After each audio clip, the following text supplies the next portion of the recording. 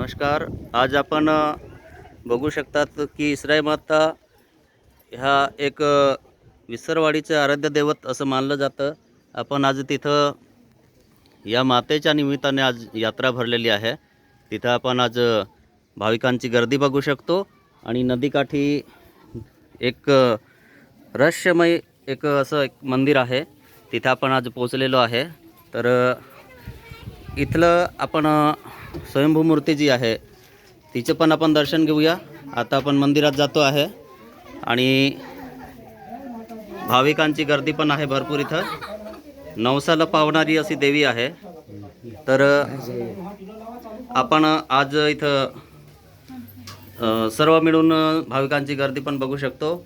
आज आपण इथं स्वयंभूजी मूर्ती आहे तिचं पण आपण दर्शन करू शकतो. बघू शकतो जरा आपण जे पुजारी मंडळ आहे आणि इथलं जे मातेची जी मूर्ती आहे ती आता मी तुम्हाला दाखवतोय. खरं तर कित्येक वर्षानुवर्ष परंपरा चालत आलेली आहे आणि खूप वर्षापासून हे विसरवाडीचं आराध्य दैवत म्हणून आपण ओळखलं जात आहे.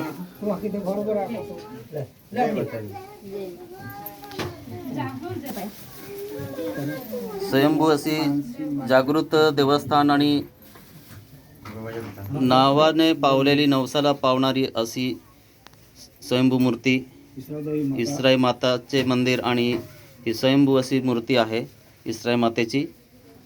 चला आता आपण मंदिराच्या थोडंसं बाहेर पडूया.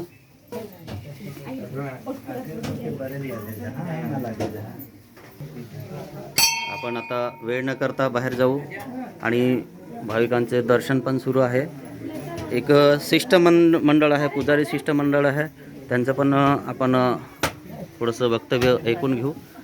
त्यांचं कधीपासून यात्रा कधीपासून सुरू होती आणि कधीपासून आहे ते आपण विचारून घेऊ. मंदिराचे पुजारी आहे त्यांना आपण विचारू की कधीपासून यात्रेची सुरुवात झालेली आहे आणि कधीपासून इथे यात्रा भरते आहे ते आपण विचारून बघू. बाबा, यात्रा कधीपासून भरते इथे? तुम्ही पण नव्हते तेव्हापासून, म्हणजे पुरातन काळापासून यात्रा भरते. बरं बरं. तुमचं नाव काय? अच्छा. किती लोक आहे तुम्ही पुजारी मंडळ इथं? पुजारी मंडळी बदुगळाची, कुंभारपाडाची.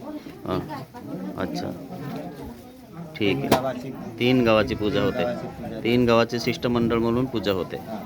ठीक. आता मंदिराच्या थोडंसं बाहेर पडू आपण आवारात.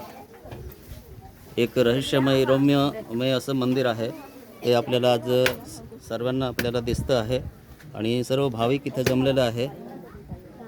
आणि सालाबाद प्रमाणे इथं दरवर्षी प्रत्येक वर्षी आपल्याला इथं सर्वात जास्त म्हणजे अशी गर्दी दिसते.